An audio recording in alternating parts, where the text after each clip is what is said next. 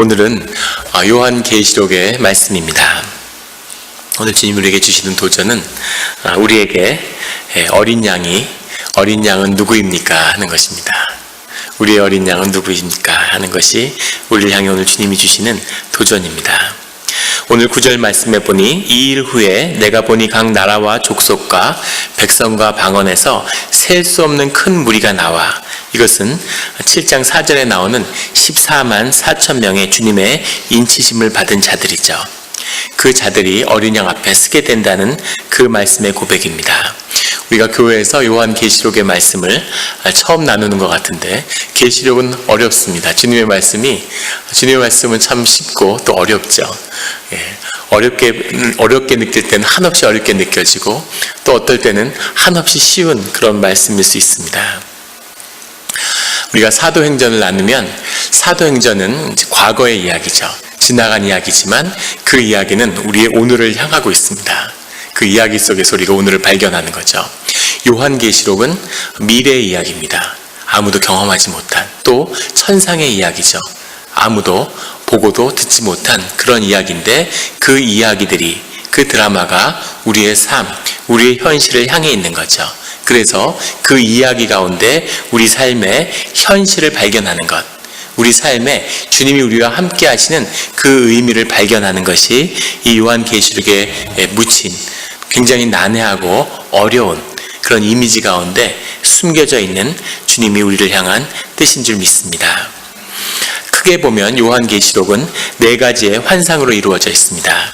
우리 1장 10절에 보면 성령의 감동에서, 또 4장 2절에 봐도 성령의 감동에서, 17장 3절에도 성령에 이끌려, 또 21장 10절에 성령에 이끌려, 성령에 이끌릴 때마다 새로운 환상을 보게 되는 거죠.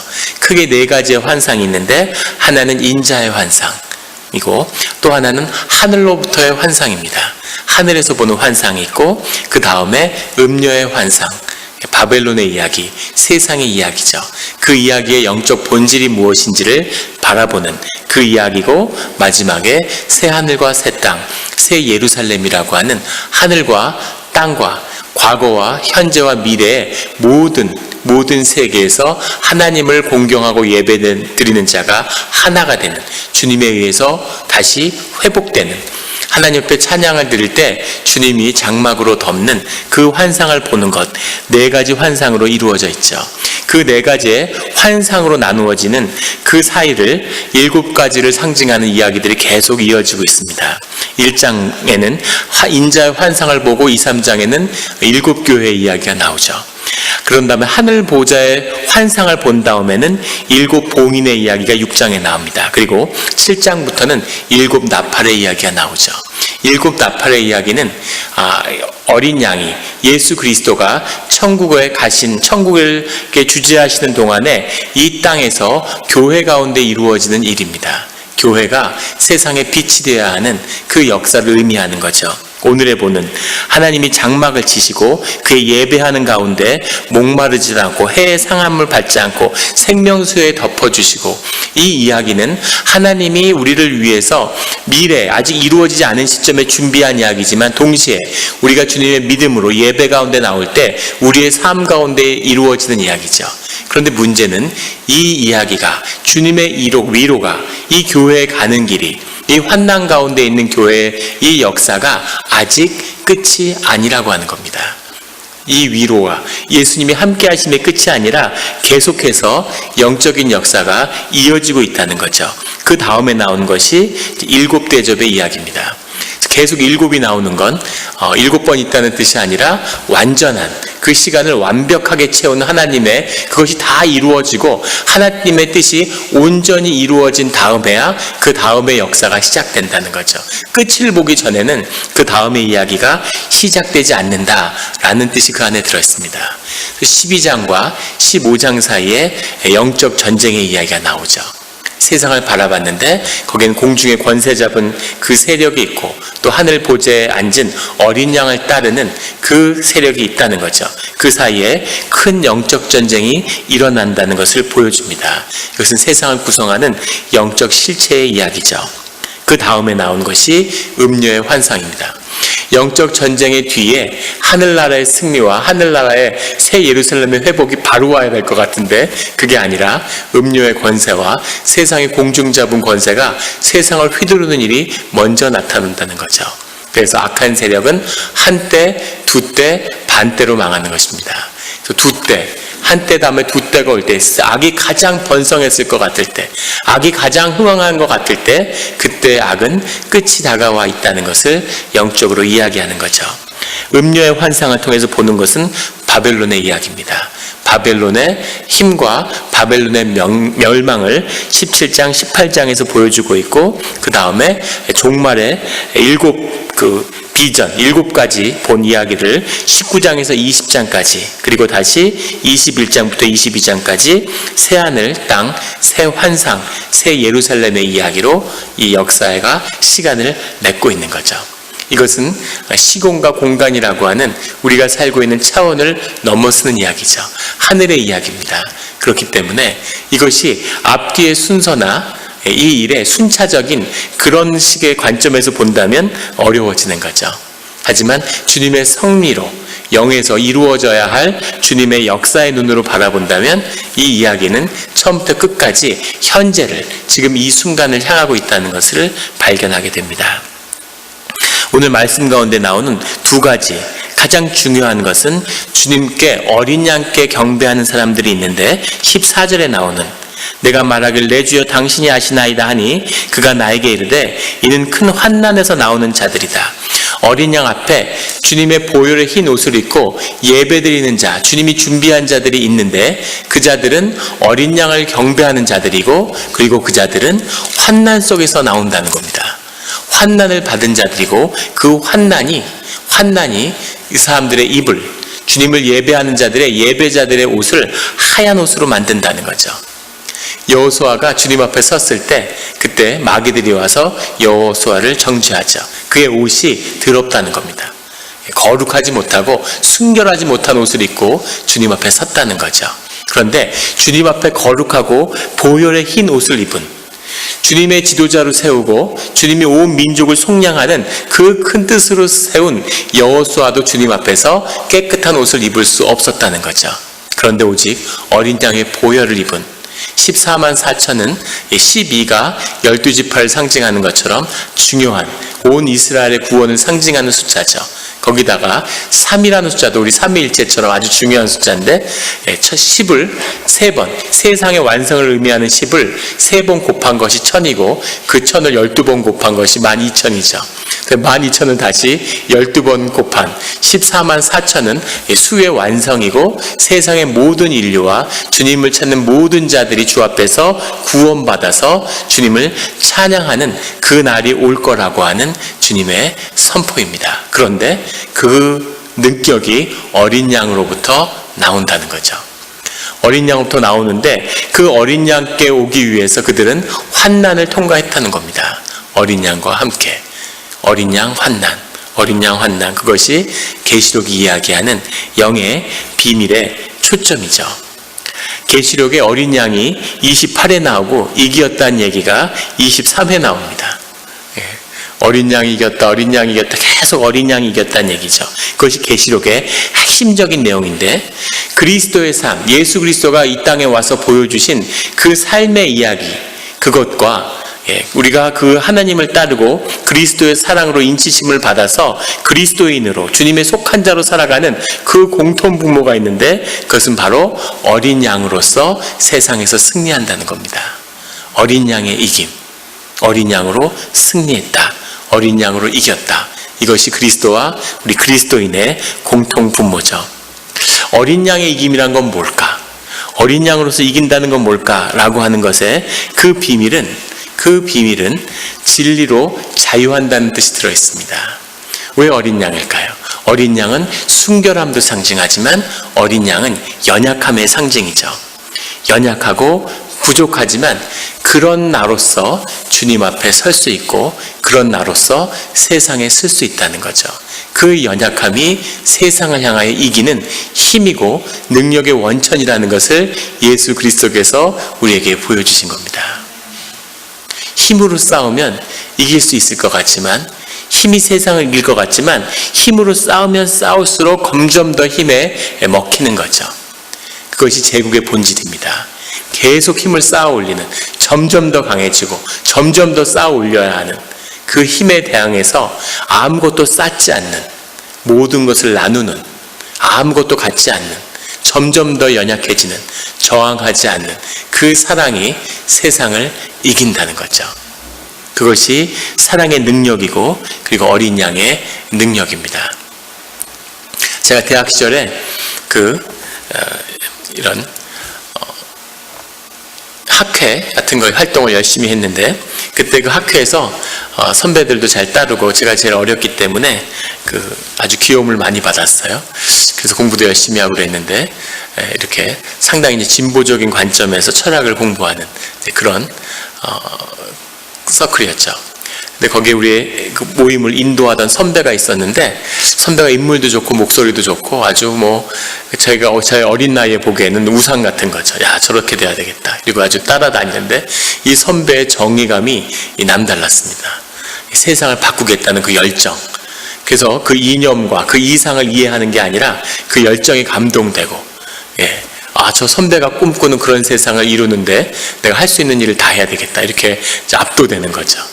그런데 그 뒤로 공부를 하고 세상을 떠나 살다가 미국에 와서 있을 때 뉴스를 봤는데, 벌써 한 10년 전이죠. 수년 전에 그 선배가 40대 나이인데 장관이 됐어요.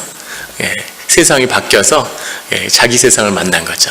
그래서 과거에 감옥에 가고 핍박받고 도망다니던 시절이 영광이 되고 훈장이 돼서 장관이 돼서, 그 선배가 꿈을 이뤘구나. 이제 멋진 세상을, 정의가 강물처럼 흐르는 세상을 이제 이루겠구나 라고 기대했지만, 세상은 그때부터 더 악해지고 더 충격을 줬던 건 그 선배가 그 이후에 국회의원과 지방자치단체 이런 것에 출마하면서 떨어지고 북구를 반복했는데, 그 와중에 뇌물수수죄로 2번이나 감옥에 투옥됐다는 겁니다. 수년을 나와서 또 수년을 감옥에 살고 있어요. 그래서 그렇게 마음에 그렇게 깨끗하고, 그렇게 의를 사랑하고, 그렇게 정의를 실현하고자 자기 몸을 불사른 사람의 끝이 어떻게 저렇게 뇌물수수로 감옥에서 보내는 저런 비참한 끝을 보게 됐을까, 이런 굉장한 씁쓸함을 느꼈습니다. 뻘에서 싸우는 거죠. 뻘에서 좋은 뜻을 갖고 뻘을 바꾸겠다고 들어가서 뻘에서 몸을 뒹구는 겁니다. 그런데 그것이 결국은 다 뻘짓이 되는 거죠. 뻘에서 하는 짓은 다 뻘짓인 겁니다. 이것이 이 제국의 파워로, 힘으로 세상을 이루려고 하는 것의 끝이죠. will to power의 끝은 결국 악으로 끝날 수밖에 없는 거죠. 주님은 우리에게 will to love를 보여주시는 겁니다. 사랑으로. 마귀가 모든 것을 다 알지만 사랑을 알지 못한다고 그러죠. 사랑이란 건 자기 희생이고 자기를 죽이는 거고, 남을 위해서 자신이 죽어주는, 남을 위해서 자신이 희생하는, 그 사람을 위해서 내가 섬기는 그 기쁨으로 살아가는 것, 이것이 어린 양의 능력이고 어린 양의 비밀이죠. 어린 양에는 연약함 위에 더 중요한 자유함이라고 하는 비밀이 들어있습니다. 그것은 자유가 진실함에서 오기 때문이죠. 세상에서는 완벽해지라고 얘기합니다. 마귀는 하나님 같이 되려고 하다가 마귀가 됐죠. 천사가 하나님 같이 완벽한 존재가 되려고 하지만 완벽할 수 없는, 그것이 거짓의 존재가 되는 그 비밀인 거죠. 그런데 예수님은 이 땅에 오셔서 그 연약함 가운데 그 연약함을 인정하고 연약하게 살았기 때문에, 그래서 주님과 하나가 되는, 아버지가 내 안에 있고 내가 아버지 안에 있는 하나님과 연합하는 삶을 우리에게 보여주었습니다. 우리는 세상에 속아서 멋있어지고 완벽해져야지 사랑받을 수 있다고 생각하는 거죠. 더 나아져야 돼. 더 멋있어져야 돼. 완벽한 척하는 걸 배우는 거죠. 완벽해지려고 노력하는데 우리 가운데는 완벽하지 않다는 죄의식과 완벽한 체하는 그런 거짓이, 그것으로 삶을 모두 탕진해버린 그런 삶의 허무함이 우리 삶 가운데 있는 거죠.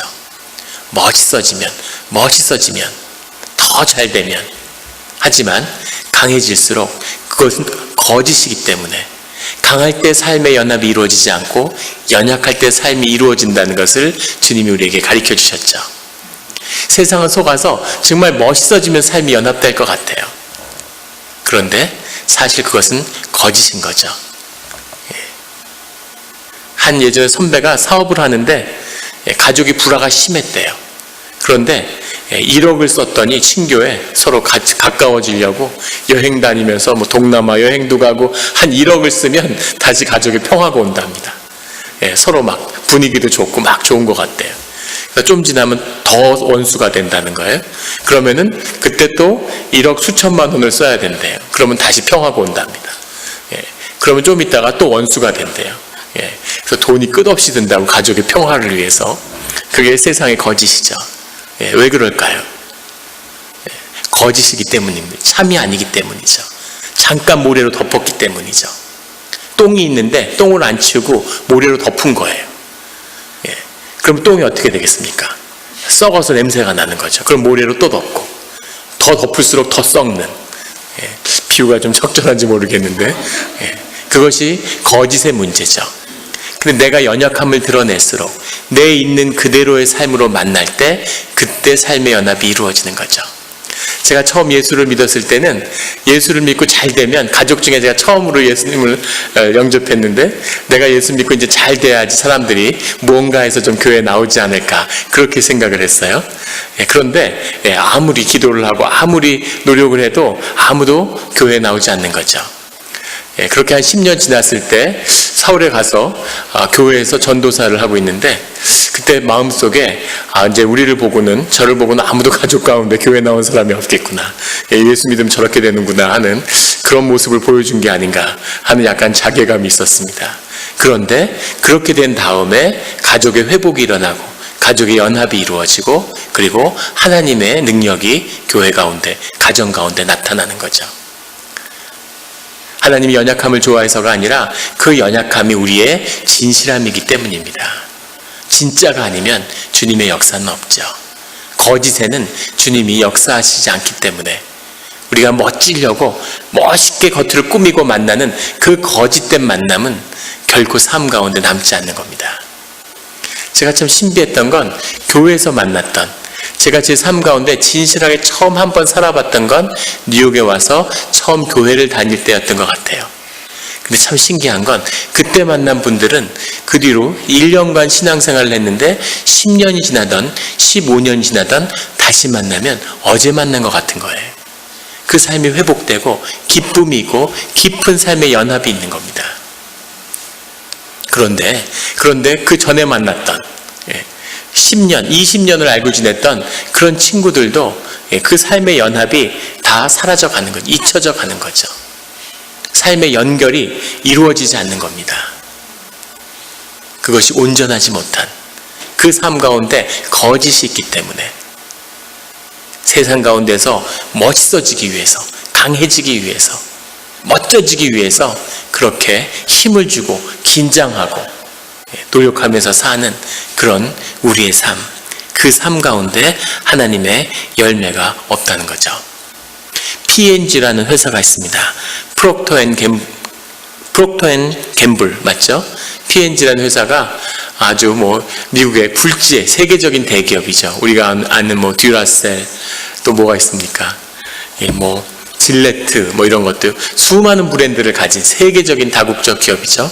그 기업에서 아주 중대한 연구를 지원했는데, 많은 연구를 했는데 그 중에 하나가 이런 통계 연구가 있어요. 남자들이 아침에 출근을 했는데 헤어스타일이 마음에 안 들 때, 그때 업무 능력이 30% 이상 떨어진다고 하는 그런 연구와 통계를 냈습니다. 여자가 아니라 남자예요. 남자들이 멀쩡히 자기인데 이 머리에 좀 난 이 털 때문에 이 털이 마음에 안 들면 자신감이 죽고 업무 능력이, 자기 능력이 30%가 꺾인다는 거죠. 옷은 어떻겠습니까? 학교를 시원찮은데 나왔으면 어떻겠습니까? 부모가 시원찮으면 어떻겠습니까? 머리카락이 시원찮아도 능력이 30%가 꺾이는데 외모가, 얼굴이 시원찮으면 어떻게 될까요? 이것이 우리 인간의 현실인 거죠. 완벽해져야 돼. 멋있어져야 돼. 완벽은커녕 머리털만 좀 상해도 그래도 이게 좀 몇 개만 빠져도 대머리인 분이 그런 얘기를 하더라고요. 아침에 일어나서 머리카락 한 2올만 빠지면 세상이 지옥으로 변한다는 거예요. 살고 싶지가 않대요, 그날은. 정성스럽게 머리를 빗는, 멋있어지고 더 멋져져야 되기 때문이죠. 그런데 자신의 연약함을 받아들이는 거죠. 우리 삶이 어떻게 가야 하는지를 우리 커티스 양 집사님이 보여주시는 거죠. 빡빡 밀어야 되는 겁니다. 그걸 정성스럽게 이렇게 넣는 것이 아니라 자기 모습 있는 그대로 떳떳이 서는 거죠. 그것이 주님 앞에서 용납받는, 우리의 삶이 연결되는 진실이라는 것을 성경은 우리에게 증거하고 있습니다. 삶의 연합의 이야기죠. 두 번째는 이 관점의 이야기가 요한계시록에는 들어있습니다. 어디서 세상과 교회를 바라볼 것인가 하는 문제죠.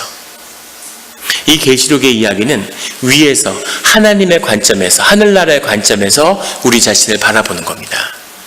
이것이 우리에게 알려주는 중요한 이유는 어떤 눈으로 세상을 바라보는가가 우리의 삶을 결정한다는 거죠.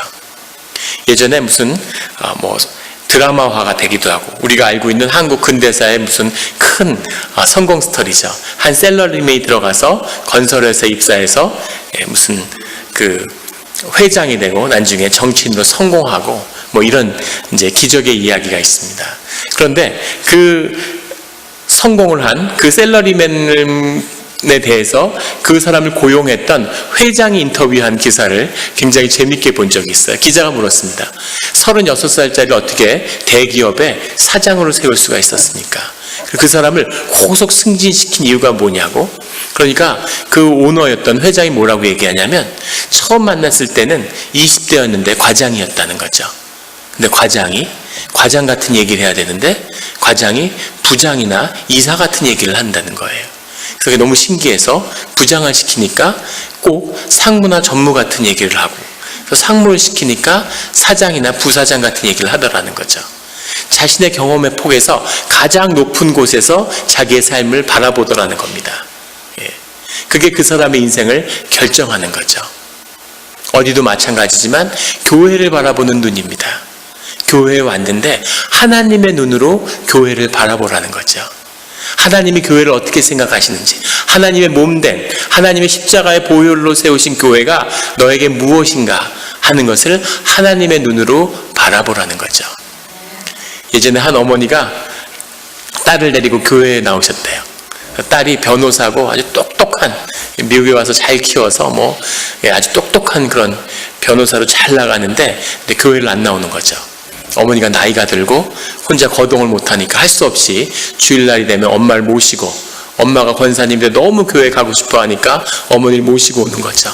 그래서 어머니를 모셔다 드리고 뒤에 처음 오는 날 뒤에 이렇게 인상을 팍 쓰고 그리고 앉아 있는데, 나중에 교회가 다 끝나고 식사하고 엄마가 친구 할머니들하고 얘기하고 이런 시간 다 기다렸다가 집에 오는데 드디어 딸이 폭발한 거죠. 엄마, 교회가 이래, 이렇게 시작하면서 사람들이 모여갖고 남 흠담하고 남 얘기하고, 엄마 그 밥 먹은 거 쌓아놓은 거 봤어? 그릇만 따로 해놓고 숟갈만 해도 날 텐데 사람들이 다 자기 생각밖에 안 하고 그걸 누가 치우라고 가서 막 던지더라. 먹지도 남지도 씹지도 않은 도넛을 그냥 버리고, 교회는 왜 이렇게 더러워? 청소를 안 해? 막 폭발같이 폭포수같이 쏟아내는 거죠. 그래서 그 얘기를 다 듣더니 어머니가 아주 신기한 눈으로, 야, 넌 진짜 대단하구나. 난 수십 년을 나와도 못 본 걸 너는 첫날 와서 다 봤구나. 그러고 놀라워하더라는 거죠. 어떤 눈으로 교회를 바라보는가가 교회에서 무엇을 보는가를 결정하는 거죠. 주님의 눈으로 바라보라는 겁니다. 주님의 눈으로 바라볼 때 우리의 삶의 내용도 바뀌는 거죠. 주님이 우리를 어떻게 바라보는가 하는 것이 내 삶의 문제도 결정하는 겁니다. 주님이 우리를 어떻게 바라보실까요? 어머니가 혼자 돼서 아들을 키운 거예요. 근데 아들이 한 4학년, 5학년 이럴 때는 아들이 그렇게 얘기하는 거죠. 우리 장군이 커서 빨리 예쁜 섹시 얻어서 장가 가야 되는데, 그러면 화를 벌컥 내면서, 엄마 무슨 장가를 가? 나는 엄마하고 평생 살 거야. 난 절대 장가를 안 가. 이렇게 얘기하는 거죠. 아들이 다 그런 시절이 있죠. 아들 키운 어머니들은 그런 시절이 기억나실 겁니다. 근데 그 아들이 자라서 장가를 갔는데 어머니를 모시고 사는 것도 아니고 따로 사는데도 혼자 된 어머니를 부담스러워하는 거죠. 그런 시간이 오는 겁니다. 그런데 어머니가 돌아보는 장군이의 삶 가운데는 그 4학년 5학년 때 엄마의 품속에서 가장 아름답고 이뻤던 그 고백을 하던 아들의 모습을 기억하는 거죠. 그걸로 그 아이의 인생을 바라보는 겁니다. 하나님은 우리의 삶을 우리가 가장 마지막에 하늘 보좌 앞에 어린 양에 서서 주님을 찬송하는 그 모습으로 우리의 일생을 바라보고 있는 거죠. 사람들이 사도 바울을 정죄하고 어떻게 저런 인간을 기독교 공동체가 받아들일 수 있냐고 욕하지만 하나님은 사도 바울의 모든 삶을 바라보기 때문에 그를 긍휼과 자비로 그 삶을 품는 것이죠. 이것이 주님이 우리를 바라보는 눈이고 그 눈, 주님이 우리를 어떻게 바라보는지를 계시록은 우리에게 증거하고 있습니다. 계시록의 이 이야기는 어렵죠. 수많은 상징들이 나옵니다. 지금 시편을 거의 끝내가기 때문에 우리 렉셔너리를 따르지 않고 지금 다루지 않은 그런 시편만 쫓아가고 있습니다. 시편이 끝나면 다음에 뭘 할까? 계시록을 할까? 이사야를 할까? 기도 중에 있는데 계시록에는 수많은 이미지들이 나와요. 이 이미지와 드라마라는 것이 계시록을 구성하는 두 개의 중요한 요소입니다. 그런데 이 안에는 중요한 뜻이 들어있죠. 드라마라는 것이 있기 때문에 우리 가운데 감동이 있는 겁니다. 우리는 드라마를 통해서 감동을 받고 우리의 삶 역시 드라마죠. 드라마와 드라마, 이야기와 이야기가 만나는 것, 이것이 복음의 비밀입니다. 예수 그리스도의 이야기, 어린 양의 이야기를 우리가 우리 삶 가운데 어떻게 내 이야기와 만나는가, 이것이 우리 삶의 구원을 결정하는 거죠. 그래서 주님의 이야기가 중요합니다. 이야기로 구성됐다는 것. 복음서에 4복음서가 구성되는 수백 가지 복음서가 있었어요. 그런데 이야기로 이루어진 주님의 이야기를 담고 있는 복음서만 성경의 복음서가 됐습니다.